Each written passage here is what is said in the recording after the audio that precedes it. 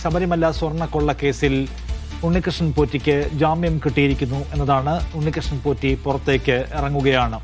അപ്പോൾ അദ്ദേഹത്തിൻ്റെ സ്വാഭാവിക ജാമ്യം പോലീസിൻ്റെ അന്വേഷണം അല്ലെങ്കിൽ കുറ്റപത്രം പോലെയുള്ള നടപടിക്രമങ്ങൾ വായിക്കുന്നത് കൊണ്ട് കട്ടിടപ്പാളി കേസിൽ ഇപ്പോൾ ജാമ്യം കിട്ടുകയും പോറ്റി പുറത്തേക്ക് ഇറങ്ങുകയും ചെയ്യുന്നതാണ് ഏറ്റവും പുതിയ അപ്ഡേറ്റ്. സിജോ വിജോൺ കൂടുതൽ വിവരങ്ങളുമായി. സിജോ, സ്വാഭാവികമായി അദ്ദേഹത്തിന് ജാമ്യം കിട്ടുമെന്ന് നാം പ്രതീക്ഷിച്ചിരുന്നു, അത് സംഭവിച്ചു. തീർച്ചയായും അങ്ങനെ തന്നെയാണ്. നമ്മൾ നേരത്തെ തന്നെ പറഞ്ഞതാണ്, ഇന്ന് എന്തായാലും ഉണ്ണികൃഷ്ണൻ പോറ്റിക്ക് ജാമ്യം ലഭിക്കും എന്നുള്ള ഒരു കാര്യം. കാരണം അറസ്റ്റിലായി 90 ദിവസം പൂർത്തിയായിരിക്കുകയാണ്. കുറ്റപത്രം പോലും അന്വേഷണ സംഘം സമർപ്പിച്ചിട്ടില്ല. ആ ഒരു സാഹചര്യത്തിലാണ് ജാമ്യം തേടി ഉണ്ണികൃഷ്ണൻ പോറ്റി കോടതിയെ സമീപിച്ചിരുന്നത്. ഏത് ജാമ്യ വ്യവസ്ഥ വേണമെങ്കിലും അംഗീകരിക്കാൻ തയ്യാറാണെന്നുള്ള കാര്യം അദ്ദേഹത്തിന്റെ അഭിഭാഷകൻ കോടതിയിൽ വ്യക്തമാക്കുകയും ചെയ്തിരുന്നു. അതിന് പിന്നാലെയാണ് പ്രോസിക്യൂഷൻ നിലപാട് തേടുകയും ചെയ്തിരുന്നത്. പ്രോസിക്യൂഷൻ ജാമ്യം അനുവദിക്കുന്നതിനെ ശക്തമായ രീതിയിൽ എതിർക്കുകയും ചെയ്തിരുന്നില്ല. അതിൽ പ്രധാനപ്പെട്ട കാര്യം എന്ന് പറയുന്നത്, ഞാൻ നേരത്തെ സൂചിപ്പിച്ചതുപോലെ തന്നെ കുറ്റപത്രം സമർപ്പിച്ചിട്ടില്ല എന്നുള്ളതാണ്. കുറ്റപത്രം സമർപ്പിച്ചിട്ടില്ല എന്നുണ്ടെങ്കിൽ സ്വാഭാവികമായും ഒരു പ്രതിക്ക് അവർക്ക് സ്വാഭാവിക ജാമ്യം ലഭിക്കുന്നതിനുള്ള അർഹതയുണ്ടാകും. അതുകൊണ്ട് കർശന ജാമ്യ വ്യവസ്ഥകൾ വേണമെന്നുള്ളൊരു കാര്യമാണ് കൂടുതൽ ഊന്നൽ നൽകിക്കൊണ്ട് പ്രോസിക്യൂഷൻ പറയുകയും ചെയ്തിരുന്നത്. എന്തായാലും കൂടുതൽ ഈ ഒരു സാഹചര്യത്തിൽ തീർച്ചയായും കർശനമായിട്ടുള്ള ജാമ്യ വ്യവസ്ഥ എന്തായാലും ഉണ്ണികൃഷ്ണൻ പോറ്റിക്ക് ഉണ്ടാകുന്നുള്ള കാര്യത്തിൽ യാതൊരു സംശയവുമില്ല. കാരണം പാസ്പോർട്ട് സറണ്ടർ ചെയ്യുക, അന്വേഷണവുമായി സഹകരിക്കുക ഉൾപ്പെടെയുള്ള കാര്യങ്ങൾ എന്തായാലും ഉണ്ടാകുന്നുള്ള കാര്യത്തിൽ ഒരു ഉറപ്പാണ്. എന്തായാലും എന്തൊക്കെയായിരിക്കും അതിൻ്റെ വ്യവസ്ഥ എന്ന് സംബന്ധിച്ച് ഇതിൻ്റെ ഉത്തരവ് പുറത്തു വന്നാൽ മാത്രമാണ് നമുക്ക് കൃത്യമായി പറയാൻ സാധിക്കുക. എന്തായാലും ഈ കേസിലെ മുഖ്യപ്രതിയാണ്. 2 കേസുകളാണ് ഉണ്ടായിരുന്നത്. ഒന്ന് ദ്വാരപാലക ശില്പത്തിൽ നിന്ന് സ്വർണം കവർന്നതും, 2 കട്ടിളപ്പാളി കേസും. ദ്വാരപാലക ശില്പത്തിൽ നിന്ന് സ്വർണം കവർന്ന കേസ് ലിജോ കോടതി എന്തെങ്കിലും പരാമർശം നടത്തിയിട്ടുണ്ടോ ഇന്ന്?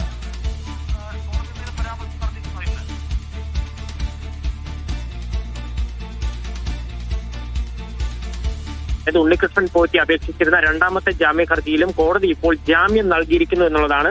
മുഖ്യപ്രതി ഉണ്ണികൃഷ്ണൻ പോറ്റി ജയിൽ മോചിതനായി പുറത്തേക്ക് ഇറങ്ങുന്നു എന്നുള്ളതാണ് ഏറ്റവും പ്രധാനപ്പെട്ട കാര്യം. ഇതിന്റെ ഒരു സൂചന തന്നെയായിരുന്നു കഴിഞ്ഞ ദിവസം ഉണ്ടായിരുന്നത്.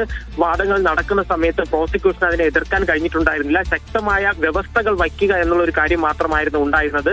ആ വ്യവസ്ഥകളായി സൂചിപ്പിച്ചിരുന്ന കാര്യങ്ങൾ എന്ന് പറയുന്നത്, ഈ ക്രൈം നടന്ന പത്തനംതിട്ട ജില്ലയിലേക്ക് പ്രവേശിക്കാൻ അനുവദിക്കരുത്, മാത്രവുമല്ല സംസ്ഥാനം കടന്നു പോകാൻ, അതായത് കോടതിയുടെ അനുവാദമില്ലാതെ സംസ്ഥാനത്തിന് പുറത്തു പോകാൻ അനുവദിക്കരുത് തുടങ്ങിയ കർശന കാര്യങ്ങളൊക്കെ ഉണ്ടാക്കണമെന്ന് പറഞ്ഞു. വലിയ ഒരു തുക തന്നെ ബോണ്ടായി, അതായത് കെട്ടിവയ്ക്കാൻ ക്രമീകരണങ്ങൾ ഒരുക്കണം എന്നുള്ള കാര്യം പറഞ്ഞു. പക്ഷെ അക്കാര്യത്തിൽ കോടതി ഇനി വിധി വരുമ്പോൾ മാത്രമായിരിക്കും അക്കാര്യങ്ങളിൽ ഒരു വ്യക്തത ഉണ്ടാവുക. ഇപ്പോൾ ഈ ജാമ്യം ലഭിച്ചിരിക്കുന്ന കട്ടിളപ്പാളി കേസിൽ ഇയാൾ അറസ്റ്റിലാകുന്നത്, ഉണ്ണികൃഷ്ണൻ പോറ്റി അറസ്റ്റിലാക്കുന്നത് 2025 നവംബർ 3-ാം തീയതിയായിരുന്നു. ഇതിന്റെ ഇപ്പോൾ ഏകദേശം 100 ദിവസത്തോടടുത്ത്, അതായത് ജയിലിലായതിനു ശേഷം 100 ദിവസത്തോടടുത്തെത്തുകയാണ്. ആ സമയത്താണ് ഈ 2ാമത്തെ കേസിൽ കൂടെ ജാമ്യം ലഭിച്ച് പുറത്തേക്ക് ഇറങ്ങിയിരിക്കുന്നത്. നേരത്തെ തന്നെ ഈ ദ്വാരപാലക ശില്പ കേസിൽ ഇയാൾക്ക് ഉണ്ണികൃഷ്ണൻ പോറ്റിക്ക് ജാമ്യം ലഭിച്ചിട്ടുണ്ടായിരുന്നപ്പോൾ ഈ കേസിൽ പിടിയിലാകുന്ന ആദ്യ പ്രതി, ഈ കേസിൽ പിടിയിലായ ആദ്യ പ്രതി തന്നെ ഇപ്പോൾ പുറത്തേക്ക് വരുന്നു. മുഖ്യപ്രതി തന്നെ പുറത്തേക്ക് വരുന്നു എന്നുള്ളതാണ് ഇതിൽ ഏറ്റവും പ്രധാനപ്പെട്ട കാര്യം.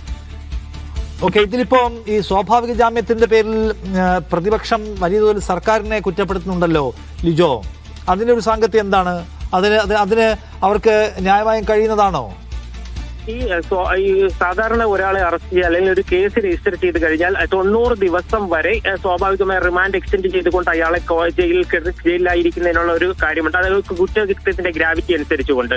അതുകൊണ്ട് തന്നെയാണ് ഈ പ്രതികളെല്ലാം തന്നെ 90 ദിവസം വരെ ജാമ്യം ലഭിക്കാതിരുന്നതും ഒരാൾക്ക് പക്ഷേ 43ാമത്തെ ദിവസം ജാമ്യം ലഭിക്കുകയും ചെയ്തത്. അതിൽ കൃത്യമായ കാര്യങ്ങൾ കോടതി പറയുകയും ചെയ്യുന്നുണ്ട്. കാര്യം ഇയാൾക്ക് നേരിട്ട് അതിൽ പങ്കില്ല. മുരാരി ബാബു ചെയ്ത കാര്യങ്ങളുടെ ഒരു പിന്തുടർച്ച മാത്രമായിരുന്നു ശ്രീകുമാർ ചെയ്തതെന്നുള്ള കാര്യം പറഞ്ഞുകൊണ്ടാണ് 43ാം ദിവസം ശ്രീകുമാറിന് ജയിൽ മോചിതനാകാൻ കഴിഞ്ഞത്. മറ്റു കാര്യങ്ങളൊക്കെ വരുന്ന സമയത്ത് പ്രോസിക്യൂഷന് ജാമ്യം നൽകരുതെന്ന് ആദ്യഘട്ടത്തിൽ മാത്രമാണ്, മുരാരിയുടെ കാര്യത്തിലൊക്കെ മാത്രമായിരുന്നു ഈ സ്വാധീനിക്കാൻ സാധ്യതയുണ്ടെന്നൊക്കെ പറഞ്ഞുകൊണ്ട് എതിർക്കാൻ ഒരു ശ്രമം നടത്തിയത്. പക്ഷേ പിന്നീട് അത് കഴിഞ്ഞില്ല. 90 ദിവസമായിട്ടും കുറ്റപത്രം സമർപ്പിച്ചില്ല എന്നുള്ളത് തന്നെയാണ് ഇപ്പോൾ ഈ സ്വാഭാവിക ജാമ്യത്തിന് പ്രതികൾക്ക് ഒരു അവകാശം ഉണ്ടായിരിക്കുന്നു എന്നുള്ളൊരു കാര്യം പറഞ്ഞിരിക്കുന്നത്. അത് കോടതിയുടെ ഒരു അവകാശമാണെങ്കിൽ പോലും ചിലപ്പോൾ വലിയ കുറ്റകൃത്യങ്ങളാണെങ്കിൽ അത്തരത്തിൽ സ്വാഭാവിക ജാമ്യം ലഭിക്കാനും ഉള്ള സാധ്യത കുറവാണ്. പക്ഷേ ഈ ഒരു കേസിനെ സംബന്ധിച്ചിടത്തോളം ഇതുവരെ ഈ ഉണ്ണികൃഷ്ണൻ പോറ്റിയുടെ അഭിഭാഷകൻ എന്ന് പറഞ്ഞ കാര്യങ്ങളാണ്. ഇതുവരെയുള്ള കേസിന്റെ ഓരോ കാര്യങ്ങളിലും കൃത്യമായി സഹകരിക്കുകയുണ്ടായി. ചോദ്യം ചെയ്യൽ ഉൾപ്പെടെ കൃത്യമായി സഹകരിച്ചത് കൊണ്ട് തന്നെ ഇനിയും ഇത്തരത്തിൽ ഈ ഒരു ജയിലിൽ, അതായത് റിമാൻഡിൽ തുടരേണ്ട ഒരു സാഹചര്യം ഇല്ല എന്നുള്ളൊരു കാര്യമാണ് സൂചിപ്പിക്കുകയും ചെയ്തത്. അന്വേഷണ സംഘത്തെ സംബന്ധിച്ചിടത്തോളം കാര്യം പ്രതിപക്ഷം ഒരു വലിയ ആരോപണമായി പറയുന്നത് അത് തന്നെയാണ്. ഈ കുറ്റപത്രം സമർപ്പിക്കാതെ പ്രതികൾക്ക് പുറത്തേക്ക് ഇറങ്ങാനുള്ള ഒരു സാധ്യത ഉണ്ടാക്കി കൊടുക്കുന്നു. അവർ ഉദ്ദേശിക്കുന്നത് ഈ പ്രതികളെക്കാളുപരി ഇനിയിപ്പോൾ അടുത്ത് അധികം താമസിയാതെ ഈ എ പത്മകുമാറും എൻ വാസു ഉൾപ്പെടെയുള്ളവരുടെ റിമാൻഡ് കാലാവധി 90 ദിവസത്തേക്ക് എത്തുകയാണ്. അപ്പോൾ അവരെ കൂടെ, അതായത് ആ രാഷ്ട്രീയ സ്വാധീനമുണ്ട് അല്ലെങ്കിൽ രാഷ്ട്രീയക്കാരുമായി അടുത്ത ബന്ധമുണ്ട്, CPM CPI ബന്ധമുള്ള ആളുകളെല്ലാം തന്നെ പുറത്തേക്ക് അവരെ കൊണ്ടുവരുന്നു, തെരഞ്ഞെടുപ്പിന് മുൻപേ അവരെ പുറത്തേക്ക് ഇറക്കുമെന്നുള്ളൊരു കാര്യമൊക്കെയാണ് പ്രതിപക്ഷം പറയുന്നത്.